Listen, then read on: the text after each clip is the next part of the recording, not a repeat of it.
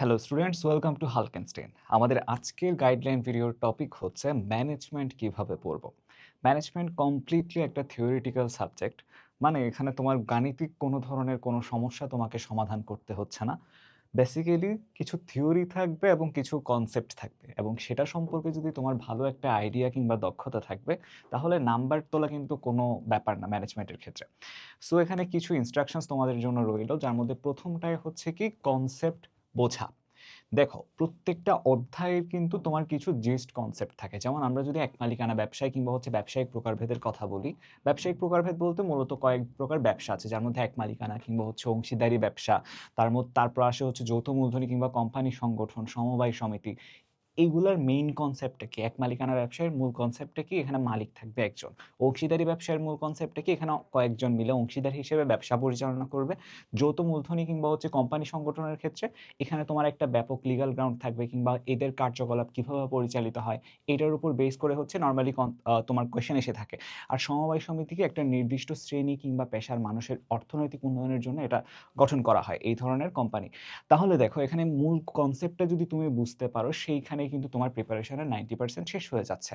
এরপর আসে হচ্ছে বেসিক ক্লিয়ার করা। দেখো, আমাদের অনেক স্টুডেন্ট যেটা আসে বা যেই সমস্যাটা সবাই ফেস করে থাকে, সেটা হচ্ছে কি কনসেপ্ট বুঝে ঠিক আছে, কিন্তু হচ্ছে তারা বেসিক ক্লিয়ার না করেই গড়পড়তা সব কিছু মুখস্থ করতে শুরু করে দেয়।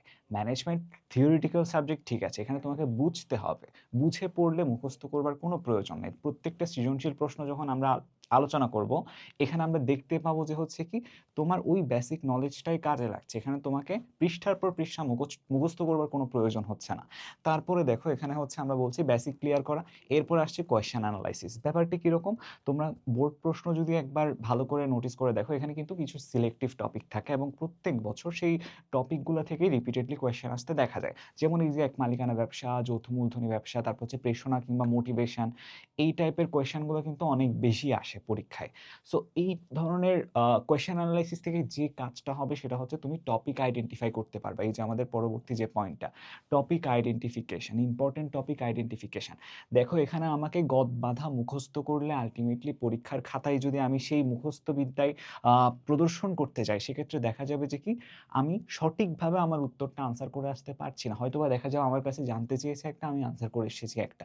সো এখানে মুখস্থের থেকে তোমাকে যেটার উপর সব থেকে বেশি জোর দিতে হবে সেটা হচ্ছে তুমি কনসেপ্ট বুঝতে পেরেছো কিনা, তোমার বেসিক ক্লিয়ার আছে কিনা, এবং সেই সাথে প্রশ্নে কি জানতে চেয়েছে আমার কাছে তুমি সেটা আইডেন্টিফাই করতে পেরেছো কিনা।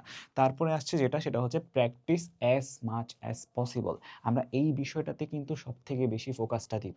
তোমার পক্ষে যত বেশি সম্ভব তত বেশি প্র্যাকটিস করতে হবে। ম্যানেজমেন্ট এমন একটা সাবজেক্ট যে তুমি আজকে পড়ে রাখলে বা কালকে তুমি ওইটা যদি আর নাও ধরো, কিংবা এক সপ্তাহ এক মাস যদি তুমি আর উল্টায়ও না দেখো, তোমার মাথায় কিছুই থাকবে না।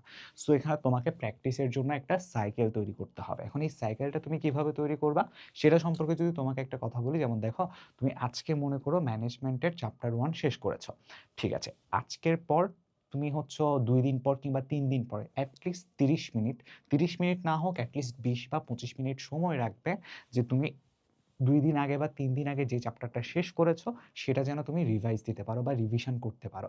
এতে করে যেটা হবে, তোমার ব্রেন থেকে যে মেমোরিগুলো চলে গিয়েছে, যে পড়াগুলো তুমি ব্রেনে তোমার মাথার মধ্যে ঢুকিয়েছো, সেই পড়াগুলো অটোমেটিক্যালি তোমার মধ্যে রিকল হবে। তার ফলে যেটা হবে, একটা সাইকেল তৈরি হবে। 2 দিন বা 3 দিন পরে গিয়ে তুমি আবার দেখলে, এক সপ্তাহ পরে আবার রিভাইজ দিলে, 15 দিন পরে আবার রিভাইজ দিলে, 30 দিন পর আরেকবার রিভাইজ দিলে, আলটিমেটলি সেই পড়াটা তোমার মাথার মধ্যে গেঁথে যাবে এবং সেই মেমোরিটা 100% স্ট্রংলি তুমি পরীক্ষার সময় গিয়ে রিকল করতে পারবা।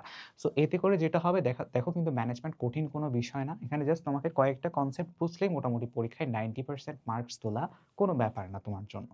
সো মোটামুটি এই রিলেটেড আরও অনেক কথাবার্তা আমরা বলবো। আজকের গাইডলাইন ভিডিওটা আশা করি তোমাদের জন্য অনেক হেল্পফুল হবে। এরকম আরও অনেক গাইডলাইন বা তোমাদের সাথে এই ধরনের আরও অনেক কিছু নিয়ে আমরা আলোচনা করব।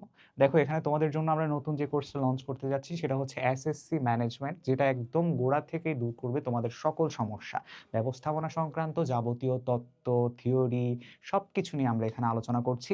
সেই সাথে দেখো, এখানে কমপ্লিট একাডেমিক অ্যাক্সেস থাকছে তোমার। এই ব্যবস্থাপনার চ্যাপ্টার 1 থেকে শুরু করে একদম লাস্টের চ্যাপ্টার পর্যন্ত যতগুলো যতগুলো চ্যাপ্টার আছে আমরা সবগুলো চ্যাপ্টার সুন্দরভাবে কভার করবার চেষ্টা করেছি। তার পাশাপাশি এখানে দাগানো বই তোমাদের সাথে আমরা শেয়ার করছি। বই দাগানো, এই দাগানো জিনিসটা কিন্তু আমাদের জন্য কতটুকু উপকারী সেটা আমরা বুঝতে পারবো পরীক্ষার আগের রাতে। যখন দেখব আমার সামনে সুন্দরভাবে দাগানো কিছু বই আছে এবং বইয়ের লাইনগুলো দেখে আমি রিকল করতে পারছি যে হ্যাঁ, এই লাইনগুলোই সবথেকে বেশি ইম্পোর্টেন্ট এবং এখান থেকে সবথেকে বেশি কোয়েশ্চেন এসেছিল। তখন আল্টিমেটলি আমাকে পুরো বইটা পড়তে হচ্ছে না। ওই জিস্টটুকু বা ওই যে সারাংশ, ওই যে ইম্পোর্টেন্ট লাইন ওইগুলো পড়ে গেলে কিন্তু দেখা যাবে যে আমার পরীক্ষায় শতভাগ আনসার করা বা শতভাগ কমন পাওয়া আমার জন্য অনেকটাই সহজ হয়ে গেছে। তারপর হচ্ছে এক্সামস। আমরা বেশি, বেশি এক্সামস রাখছি কেন? তার পিছনে একটাই রিজন, যাতে করে তোমাদের প্র্যাকটিসটা হয়। কারণ practice makes a man perfect. তুমি যত বেশি প্র্যাকটিস করবে তত বেশি তোমার এখানে ম্যানেজমেন্টের উপর তত বেশি তোমার দক্ষতা বাড়বে এবং আল্টিমেটলি রেজাল্ট যেটা হবে সেটা হচ্ছে দেখা যাবে তোমার আশানুরূপ হয়েছে। সো আর দেরি না করে যত দ্রুত সম্ভব আমাদের কোর্সটা তোমরা এনরোল করতে পারো। সো সবার জন্য শুভকামনা। Thank you.